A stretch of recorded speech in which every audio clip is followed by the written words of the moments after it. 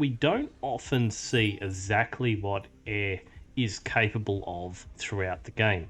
We might see glimmers of one bombing run, a good defense, some scouting, which marginally increases the OS. But there has been a little bit more focus lately on what air can do, because obviously they're fast, they can strike anywhere, and we're going to see probably the apex of that, because we're going to showcase here XTA Apex, who at the moment is talking about MRay's OS, as all the good high OS players do. But Apex, I think, is a good example of not a over-bloated OS here. A 6 Chev at the OS of 34, and is just an unbelievable player. Has been playing since the Total Annihilation days, I think, or at least the Subcom days way back on the multiplayer. So a very experienced hand. Whereas we're doing something that's worth looking at too. I've just worked out this build that's a little bit crazy. It's a 2 mech start, and yeah, we're going to analyze how that goes. It's a very much a early pressure build. We go into 2 early constructor ships, followed by some dolphins and a skater. We don't need to, but I would recommend getting the Combot and Resbot. Now, I'm not sure in this one if I actually get a heavy transport. I've built it, but I haven't received yet. Now, Apex actually says this: be aggressive, he won't have E. So I'm like, yeah, man, that's what I'm all about. And we see this one whirlwind bomber, all of 150 metal here, come directly across the diagonal, the shortest possible route. Against a really good player here, R2 VCAP. We're up against 30 OS in the geo position. So an unlikely win, to be honest, just by looking at that. But I think we end up going okay, mainly because of Apex's help here. This game's from a couple of weeks back. I made a heap of notes on this. It was such a special game, so I hope you guys enjoy. We'll follow up with another really special game here too. Yeah, the bomber, look how he moves at the last second. Oh, got all those bombs in the right place. No E. But in saying that, it has actually got some E. I think maybe the Resbots here provide a bit of E. And then look at this. It pays in the very early game to mitigate this. Obviously try and build the nettle as soon as it's discovered. But also space out the wind a little bit. You don't have to do it later on in the game, that's inefficient. But earlier on, I think it's critical. As we see now, this whirlwind really hassle prawnography from Team 55. And settles down here. It's just a little outline base. Over here, we're attacking, but this is up very early. I'm not actually expecting this at the 4-minute mark. The early energy destruction done nothing for the early game. And we're just walking the commander across because we didn't get a heavy transport. I think the bomber was just shot down on the hill by a fighter, so for some reason it could actually reach it. We got this skater pre-positioned here to try and stop any air shenanigans. Unfortunately, one of them's gotten through here. And they've also sent out a skater against us, which is interesting. So it's a skater off. Not sure if we can micro this. We take down that fighter. The skater goes back towards my base doing some scouting. But we can see here, for whatever reason, R2 VCAP is completely out of metal. So perhaps we done okay there. We're actually out of energy, funnily enough. The one issue with this build is that early energy dip unless we keep right on the titles. But pretty much we're trying to get domination of the sea here, and we've got it more or less. We've put Cove into this little cove area, and they're going to be on the defensive now. So it's up to us and how we conduct the attack. Can be a difficult thing against GOC, but for whatever reason, just completely broke here, trying to rebuild their wind. And we've managed to take Island. Now, interestingly, we do see an APHIS actually queued up here. This is ridiculous to me, but Apex knows what's going on. Here we go. A 6-minute 50 APHIS under construction. Yeah, we've got 8 construction turrets on that. Okay, so the attack begins. At least an attack of opportunity here on the construction ship. Now, for whatever reason, we do actually see disparity in the middle, I'm pretty sure. Yeah, a bare disparity. We finally managed to overcome our energy glut here.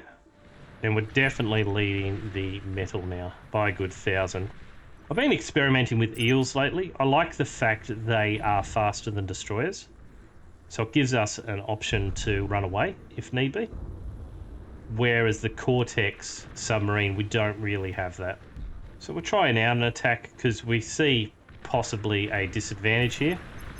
If we come after and kill this destroyer off, we might be in luck.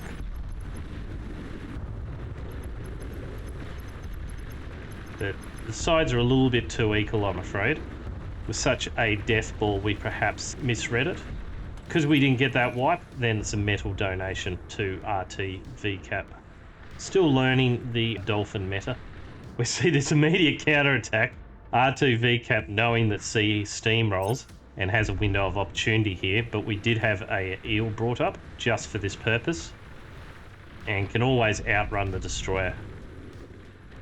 Amazingly, this Dolphin survives. Let's see how the APHIS is going now. Honestly, it's up quicker than I would have expected. Look at how little power Apex is on.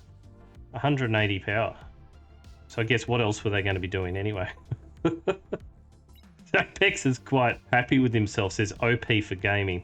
So a 10 minute, 16 second APHIS. I guess it's good for this YouTube video. I'd rather see a reactor there, mate. Or 3 reactors by now. Because what we also see is just this massive surplus of energy. Going to be quickly remedied, of course. The one thing I do like about the Dolphins is they are actually quite a threat in a battle, if they're microed well. And it's hard to detect what's what on a radar. We both look to have a bit of a threatening force, but it's in fact very equal.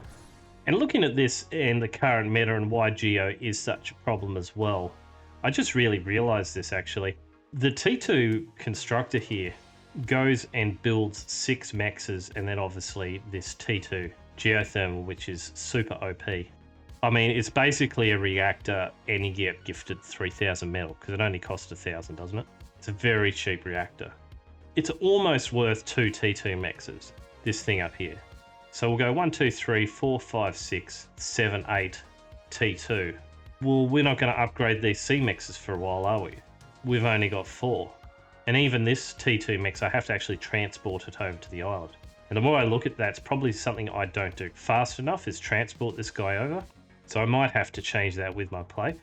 But we've only got 4 T2, and T1's a quarter of what a T2, isn't it, on the mex produced?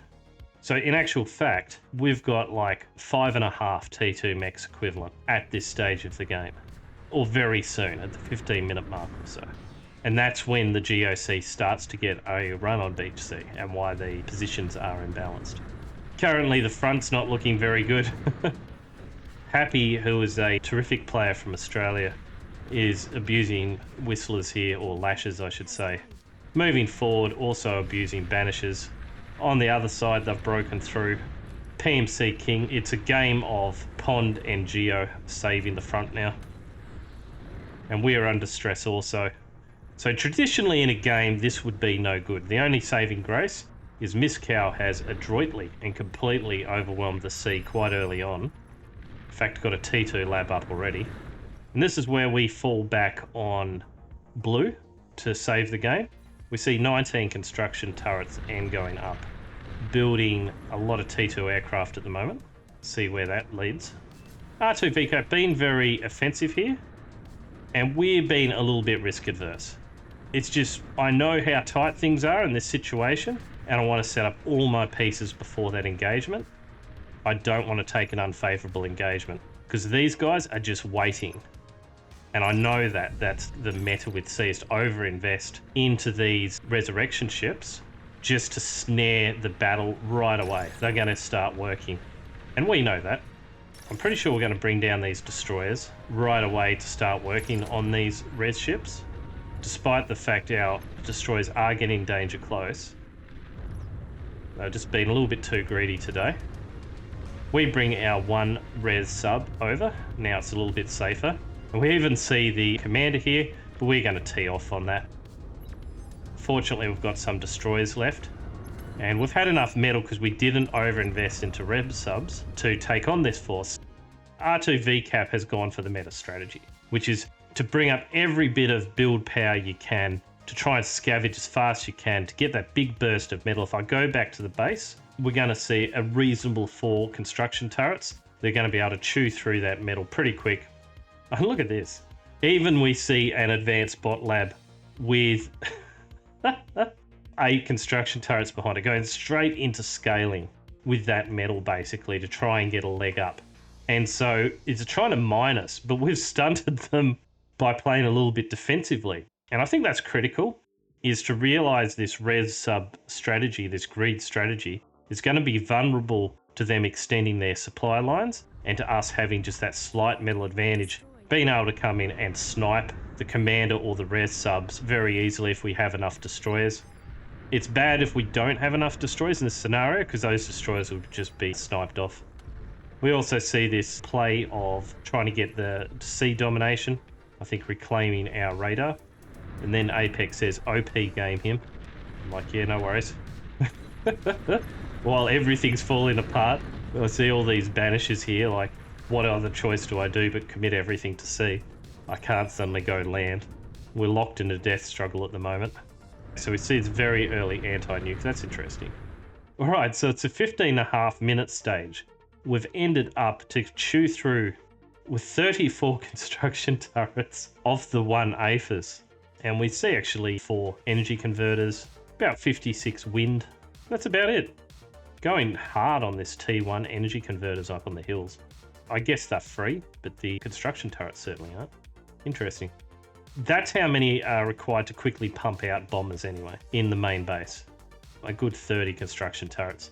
And we see here 10 strategic bombers. Absolute death. And how many fighters even? Not that many, I don't think. 30, and that's it. But a 15-minute, 30-second bombing run. Extremely early. Okay, we're getting picked on here. Our 3 beaten up destroyers. It's not looking good as we've moved away just for a moment. But fortunately for us, Apex is here.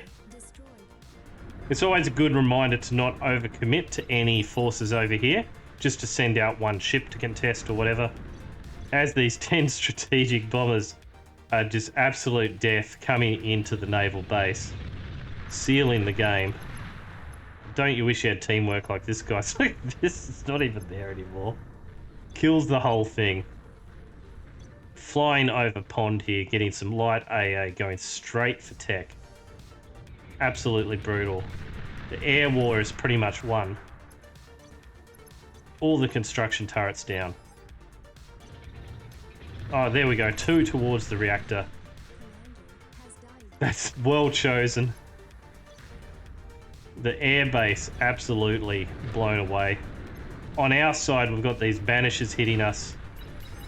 And ticks going up into the air base. It's a mess. This whole backline is under stress. Apex has built actually these laser turrets, so very good. The turret farm coming in useful for something. We see a response here from Tech with the sprinters and the faster units. We've taken a little bit of a beating, but not as much of a beating as R2 VCAP has taken. Must be feeling robbed at the moment. It's a critique of the opposition air player with 0 knowledge about the air spot. Highly likely. And Apex saw that and went for it. Saw there was a little bit of blood in the water and went for a super early bombing run. But if we didn't have that, we'd be in real trouble now because our front is completely broken. Like utterly, Geo is done. All we've got is basically, 4 players. King is hanging on by the skin of his teeth. Maybe a 4 versus 5 or something like that at the moment. As we see R2 VCAP transition into an air player away from Navy. Has totally ceded C. Look at this, a sneaky commander coming through. All the way to the back line. What a comm walk. Poor air having to produce ticks at this time, but I think that's Apex's speciality, being able to walk and chew gum. As we see the second APHIS coming down now. Now look at this beautiful base here, where this T2 factory was. It's going to be put back there, so the space is reserved. Beautiful. The base building knowledge is astounding. Sunfire also having a very nicely spaced wind farm turret. I still prefer the slightly more dense ones, but at least he hardly has any gaps between them, which is quite impressive actually. Being able to manage that without getting stuck. The butlers all working in tandem. We're now starting to rain on Happy's party a little bit, bringing over the battleship. Now, with everything that's gone on, with Apex's really good bombing run, we own the sea here. We own the sea here.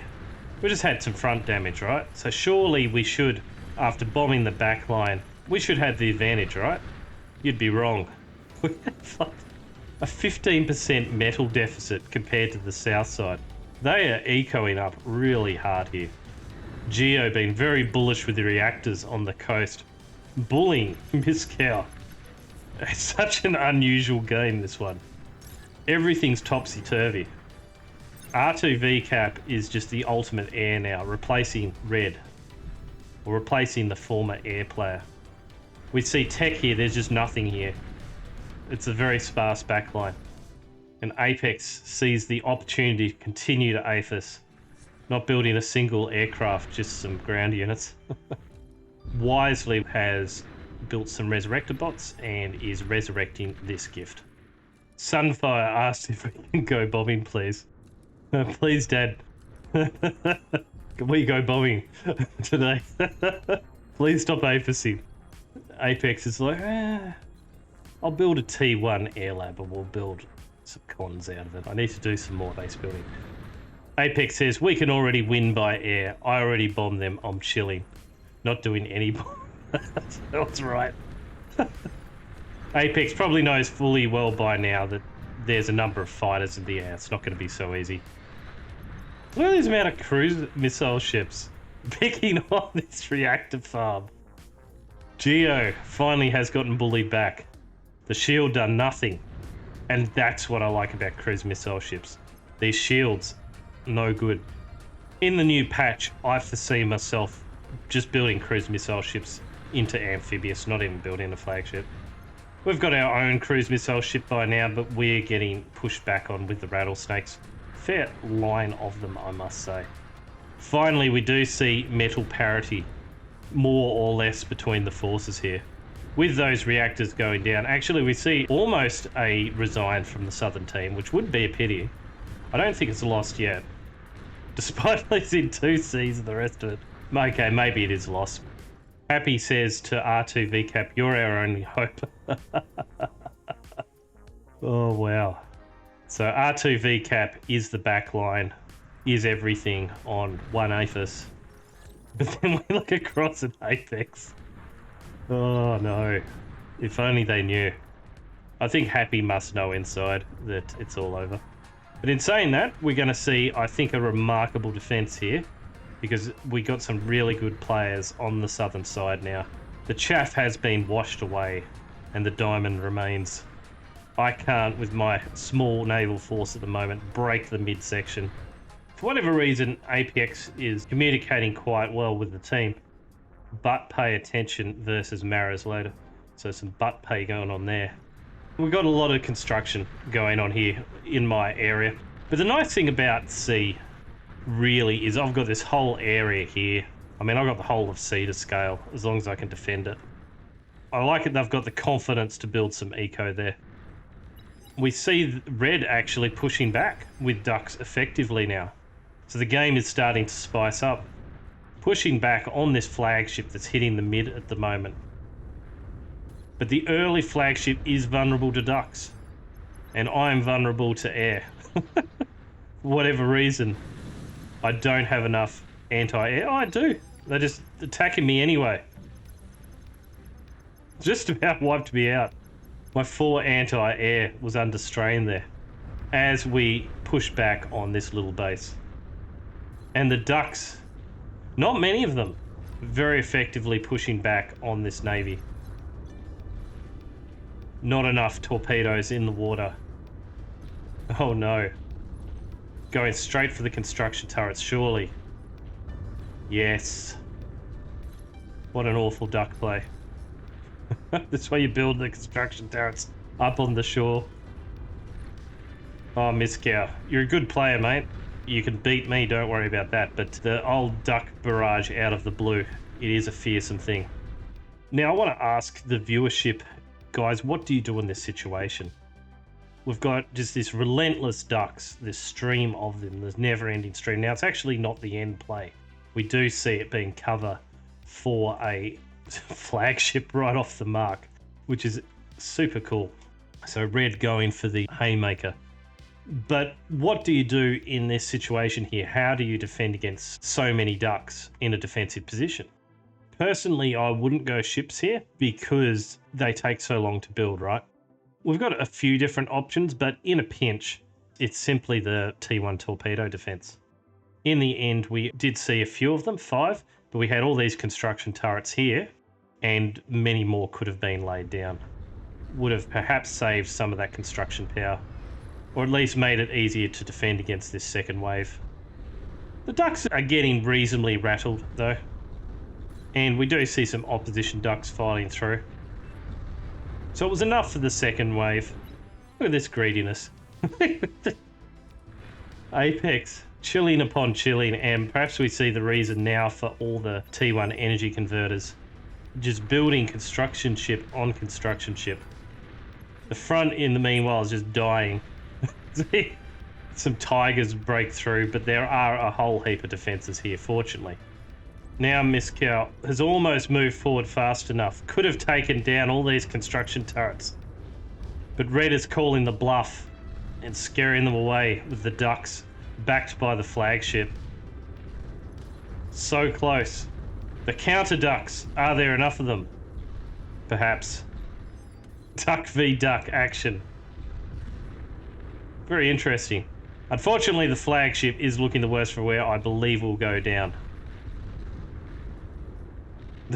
Oh no, what a disaster. The big play of Moscow has come undone. And the front's looking dire indeed. Moscow says, I didn't scale at all. It is hard on sea when you're going for that early flagship play to scale at the same time. It's very expensive. And we do in fact see, yes, 2 on sea. So it's 1v2, Moscow is in trouble. You've done well up to now, mate. And here we see air. Now, breaking away from scaling, hasn't been much to say about air, but we can see just a tremendous number of torpedo bombers, at least keeping Moscow safe for the moment, relatively speaking. We even see an experimental lab here, getting rather close to our base now, the Pawn Army. And finally, our flagship is online, ready to enact some vengeance. Moscow on the last sally out by the looks of it. Even got battle submarines. Very interesting. Very sneaky. And a heap of poison arrows are set to attack the island. Now, right at the time we moved forward, we must have felt it in our bones this base was starting to be constructed. Also, we have the annoyance of the LRPC here. I am noticing that in the meta a lot, this LRPC getting built. It takes a while to take down with the flagship. It's sort of annoying like that. I personally think it's a little bit of a waste because it's so easy for us to bombard it, but I guess that's a risk of building it. Takes maybe a minute. Not even that. Also vulnerable to cruise missile ships, very vulnerable. A good target for them if they build shields. So let's look at this impressive eco now of Apex at the 35-minute mark as it really starts to boom. We've seen about 200 or getting up to that number of T1 support constructors helping build the energy converters basically, while the farms concentrate on the APHIS. Surely now we see a runaway metal produce, and we do. Apex contributing to that massively. Personally, I think Moscow's done quite well to hold on this long. And you will see that in higher OS lobbies. You'll see actually these players here do actually contribute to Beach C. In noob lobbies, I mean, you'd never, just about never get these guys to contribute. It's very annoying about that meta. Something about the sea, it's dark and dangerous and people don't want to venture towards it. So we've got an attack now on the enemy base here, bringing down the flagship, because why the hell not? It's got the most hit points out of anything, and it's got a big brutal laser on it. I think maybe that's the Cortex one. This one's not using its laser. We're getting a counter-attack. Look at these ducks rolling off the press in the middle, under attack by mid, with APHIS in the middle and energy converters and everything. How cheeky is this? I mean, really, I've dropped the ball by not bombarding this with a cruise missile ship. Yeah, this is why you should always scout even to sea. Build some air scouts, send them out, just in case the opposition does something crazy like that. A crazy vulnerability. But attack's the best form of defense. And as effectual as the flagship was, I think in the current meta even, it's just better to go as cruise missile ships. And have plenty of cruisers for the eventual duck response. Poison arrows working on the T2 walls here. Quite a defensive field. That's amazing. I don't think they're going to get through that in a hurry. Look at them all getting funneled into the field of fire here. Oh geez, that's nasty. The scorpions, rattlesnakes and everything getting surround damage one by one on these poison arrows. Apex says, just eco, I kill C.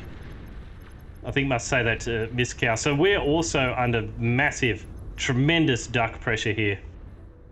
I'm not yet there yet, but after this game, I start using torpedo bombers myself for this duck response.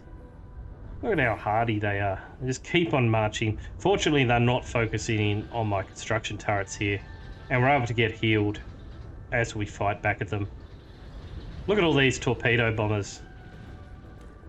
Actually from Sunfire. Look at these two 6-chevs. Just doing everything. Got a big ball of ducks here. Very annoying. 16 of them. But they're just getting annihilated. One going down every second. Nice. Sunfire says, that's me, bro. Just letting you know. And we also see Sunfire over here clear out the sea with Titans. What a ridiculous team we have, Apex and Sunfire. Together, they've got as much eco as the opposition team. They've been left to dwell. The construction craft are at 380 at the moment. And what do we see here? We spy the Oppenheimer maneuver. This is going to be the game ender. Too much respect for the air of R2 VCAP. These greedy resbots from Happy coming in, getting worked on by Sunfire, almost gets taken out by the air. Oh, they might do. No, we see all the anti-air take down the fighters. Very nice. Trying to distract us at the moment, spam ducks, just so we don't go down and bombard the mid and successfully take it all down. The Mara is perhaps the most unsuccessful attack in all of Mara history, waiting to be executed. Under pre-bombardment by the torpedo bombers. And over on our side, look at all our torpedo bombers. The ever-hopeful ducks march forward, 27 of them. I must admit, we are a little bit wary of them by now. Oh, the 20 battle submarines. Oh, no.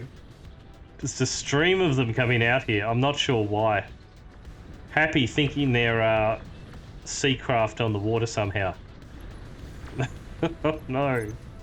Happy says in chat, perhaps despairing, how many APHIS do you have, Apex? And Apex says 15. Well, he's got 40. I can't afford one. Happy. Who's also got 15. Both of them confidently lying to each other. But must suspect Apex has a godly economy considering how quiet he's been. As we see the reconstructed Navy go ahead here to really contest the sea. But I'm no longer weak. We've got 18 cruisers, 12 destroyers, backed by our flagship. The ultimate anti-duck, anti-submarine force. And what's been built here? Submarines. This is why I like going seaplanes and building that little observer craft you can build. Building this guy, the Horizon, just so we can pick on any sneaky submarine plays, particularly later on. It's very hard to keep these radar ships up when you're in the midst of having to expend all this APM. So we see here the response, the mass sea battle of 45 minutes. This is what it's been all about. We've even got a massive amount of fighters to cover the skies over us during this time. We're targeting the construction turrets. very vulnerable to any stray fire whatsoever. Unfortunately, they've just tried to build everything here out of the Navy construction yards. They just haven't been able to get the numbers up in time. The construction turrets cheekily trying to eat up our ship. They actually will eat up one. For whatever reason, my ships aren't firing on them. There we go. Yeah, that was a nice little metal donation there, guys. Thank you. Now, it's one thing in C to be a good player at the start of C and win that initial battle. That's a world of its own hurt and learnings. And once you get past that and into the T2 C game, that's one thing I am noticing. The early flagship really does you a dirty in retaining actual sea control. If you can just build a whole heap of cruisers, they're good against everything. And let's say they reconstruct the base here, you just rush forward and kill it with the cruisers. I mean, you don't need a flagship to stand off and take your time doing it and be vulnerable to a whole lot of things. I know what the flagship's good for, but everyone builds shields now and is quite aware. You can't even hardly break through one shield with the flagship. And look at how many shields they build. It is good to force them to build shields, I guess, but they'll build it anyway. So confident they will even build a heap of APHIS and energy converters here. So you're better off sniping with the cruise missile ships and building a whole heap of T2 cruisers. Actually, T1 destroyers do the same job, more or less, so you can build them as well. And you should be sitting pretty. And if anything, just scale up. That's one thing I haven't been doing is scaling. And really at the 45-minute mark, I do have games where I'm much more successful at it. I'd be able to put the experimental lab out here or somewhere. Maybe that's a little bit too close for this game. I probably wouldn't try to have it over here because if the pork's successful, that's an entirely useless base. But if we have here, for example, if I did manage to actually defend this, that is a very quick path for the Titans to enter the arena. And pretty much with C, all these guys we can see here, defend this, put some shields up. They're absolutely fine. But with Titans there, they got no hope of that. This whole area goes. And we do see some Titans here from Sunfire. I think it's going to level this juicy mid base. Momentary weakness. But the eco gap is too large by now.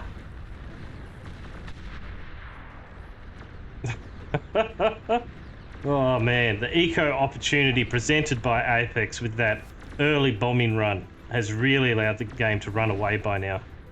I must say, although it seems silly what Coop done there with the mid APHIS, he was doing quite well with that.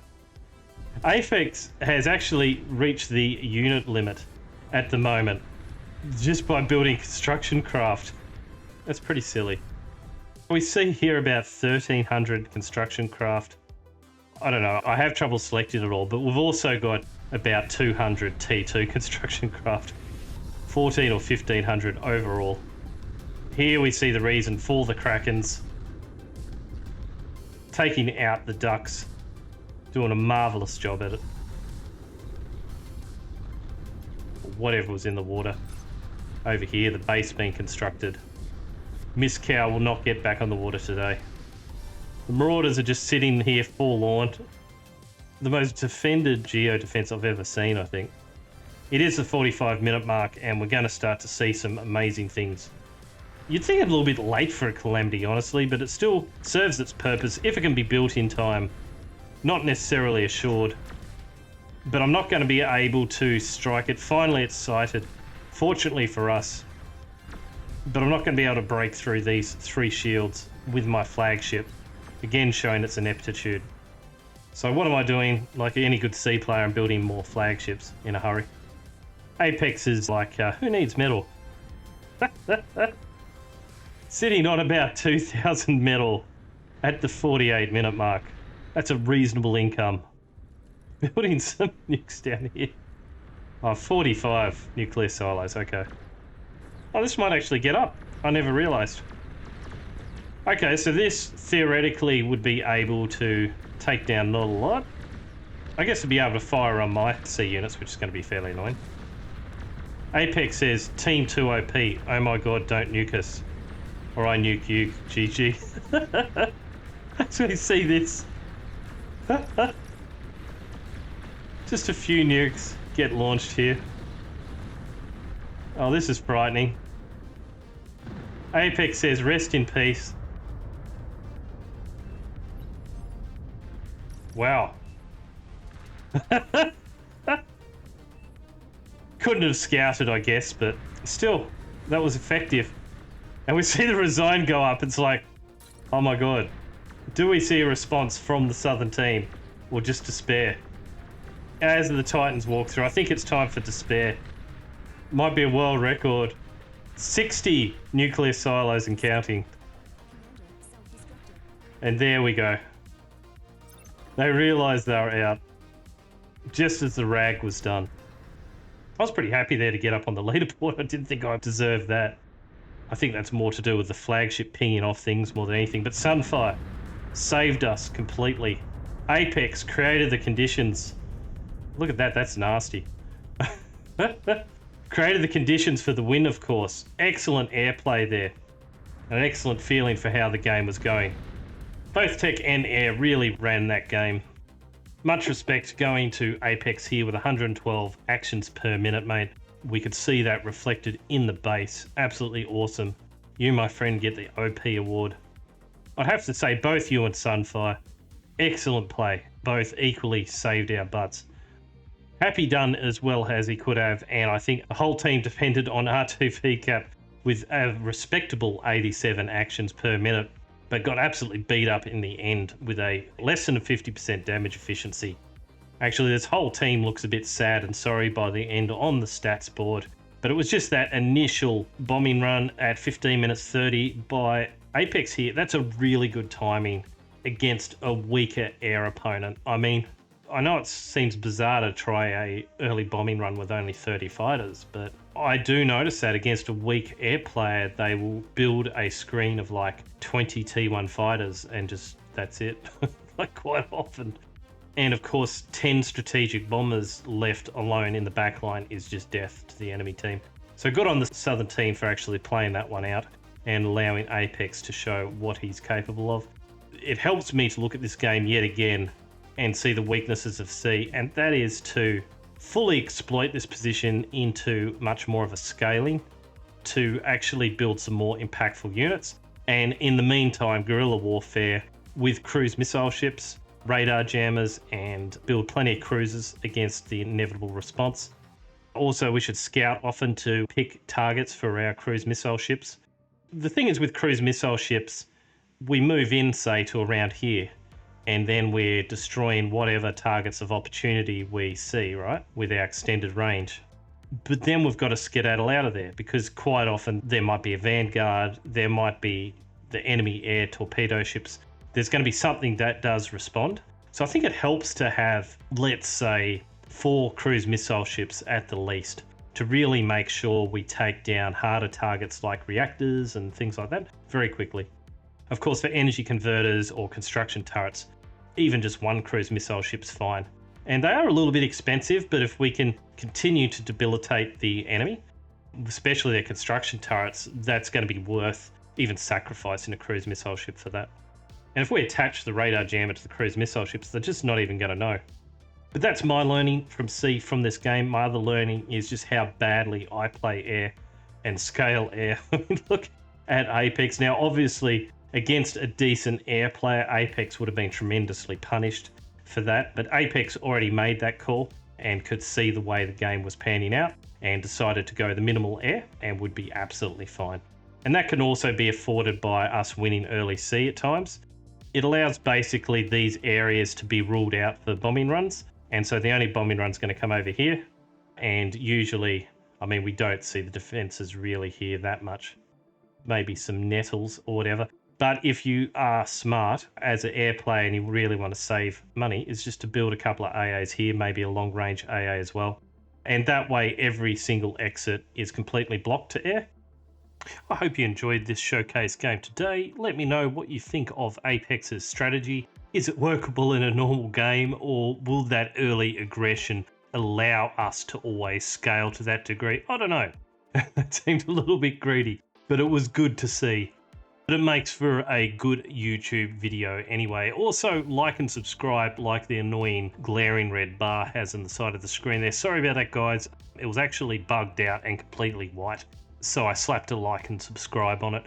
In the next video, which will be released a few days later, we're going to go over another air game that really puts together what a good defensive air player under pressure can actually do. See you next video.